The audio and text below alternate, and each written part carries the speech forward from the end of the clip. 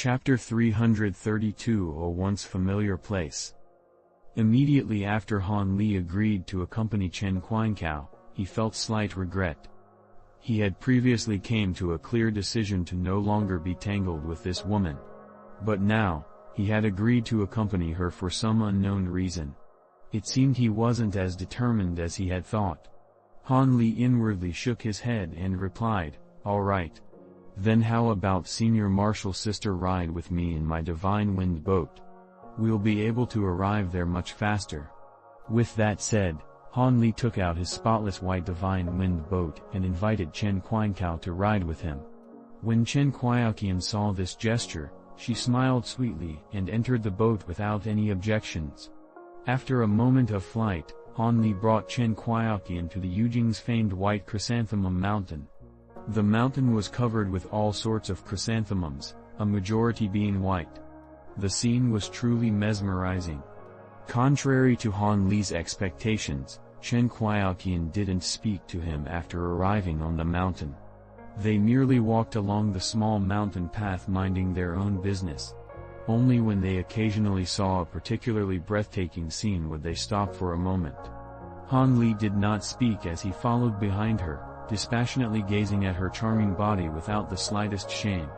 After 2 hours, Chen Qiaoqian had climbed to the mountaintop and stood on a small pavilion with Han Li to the side. At that moment, no one was on the mountaintop aside from the two, not even a single traveler. As the two were unwilling to speak, it was extremely quiet. It was unknown how long this subtle mood continued before Chen Qiaoqian broke it with a few faint words. "Junior Marshal Brother Han, after the great battle is concluded, I fear that I am going to be married off."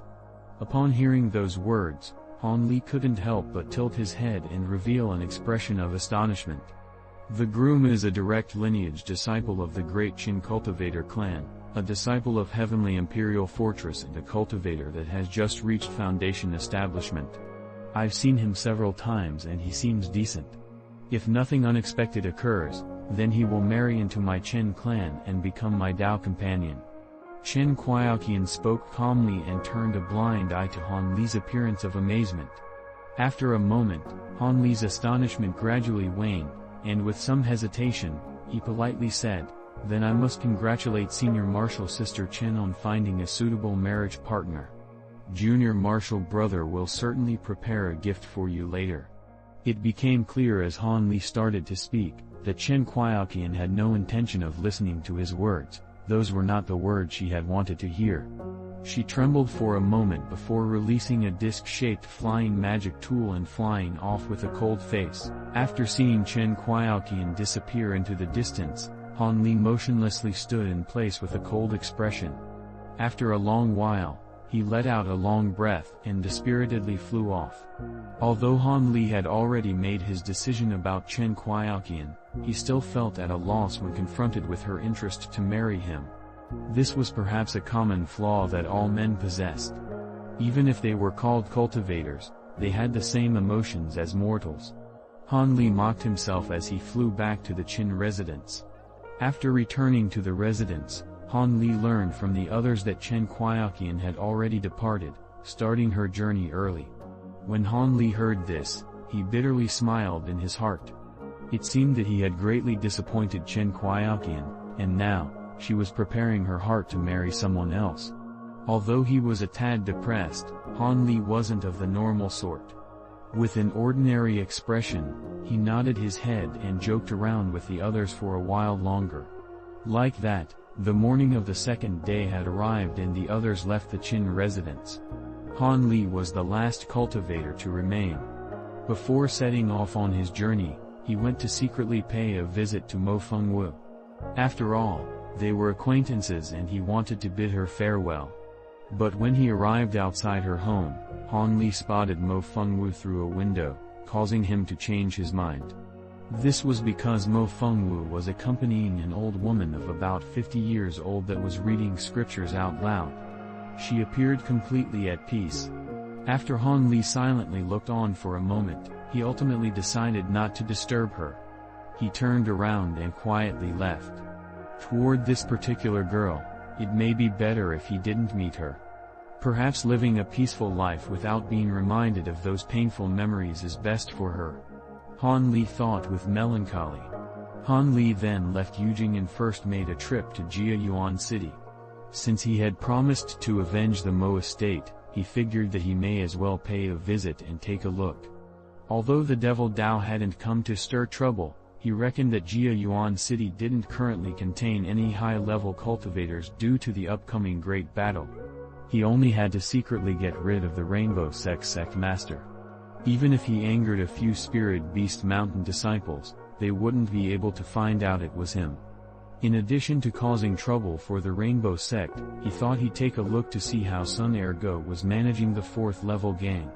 He had left behind this backup plan several years ago, and now, he wanted to see if it still held any use. With that in mind, Han Li rushed toward Jiayuan City on his Divine Wind boat. The last time he was in Jiayuan City was over 10 years ago. However, many of the memories remained vivid in his mind and left a deep impression on him. 5 days later, a youth appeared in front of a long-established restaurant in Jiayuan City. This person stood on the side of the street and looked at the restaurant's sign with squinted eyes. The person with the strange expression was Han Li, who had just entered the city. After standing there for a moment, he sighed and calmly walked in. He went to the 2nd floor and saw that the table by the window where he had sat at all those years ago happened to be empty. Han Li happily walked over to it without the slightest hesitation. Just as he sat down, a waiter politely wiped down his table and asked Han Li what he would like to order. Han Li faintly smiled and ordered a few delicious appetizers, sending the waiter off to deliver his order. However, he did not come here just to satisfy his desire for delicious food. With that in mind, Han Li turned his gaze outside the window. The Mo estate's huge residence still remained and it still had a burly man standing outside its gates. However, the huge sign on the gate no longer read Mo Residence but instead read Li Residence in large, golden words. Looking at the Li Residence sign shining under the sunlight, Han Li unconsciously wrinkled his brow.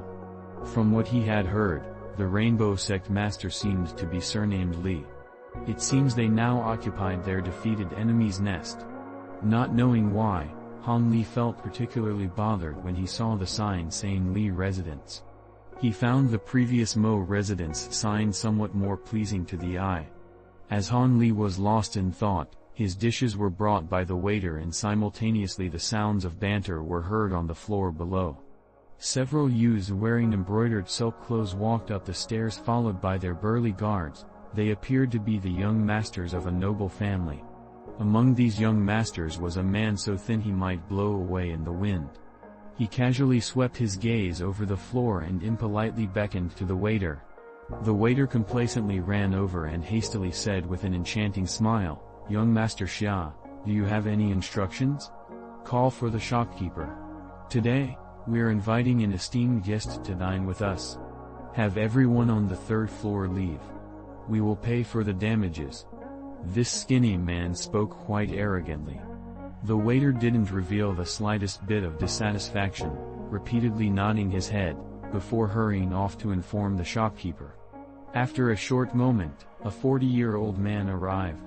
Once he saw the thin man, he immediately agreed to his request with a smile. He then brought the waiter to the 3rd floor to apologize to the customers who were already there. It was unknown whether this shopkeeper was naturally so quick and efficient or whether this young master had a truly great background. Not long after, all of the customers on the 3rd floor had paid their bills, and left. Not a single one of them had dared to complain. Han Li lazily looked over before he returned his gaze to the bustling streets outside the window.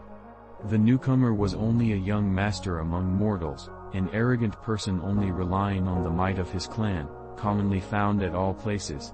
Han Li had absolutely no interest in him. At that moment, the youth in charge, young Master Xia, then nodded with satisfaction and descended to the ground floor. Later, the sound of footsteps came up from below. This time, Han Li was startled and couldn't help but turn his head around and stare. This was because among those heavy footsteps, feather-light footsteps could be faintly discerned. Only a Jianghu martial artist who practiced Guangong to a certain stage would be able to display such control. This greatly piqued Han Li's curiosity.